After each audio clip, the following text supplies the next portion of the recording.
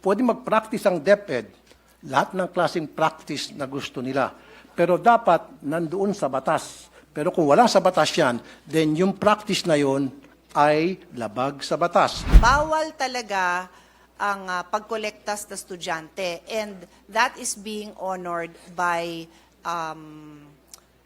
DepEd. In other words, hindi pwedeng maglabas ang DepEd, ang principal, ang teacher ng request or request for contribution na ibinibigay sa estudyante. Bawal po talaga yon. Bawal. But, so kung bawal po, bakit po correct. nangongolekta pa rin sila sa mga estudyante, especially po sa mga Mr. hirap? President, I would like to clarify, never po sila nangongolekta sa estudyante. Wala po silang collection sa estudyante. Ang meron, so I'm that, sorry, we can I beg to identify disagree. the issue. I No, the beg issue to disagree, ma'am. Ito po, lahat ng mga nagsumbong sa akin.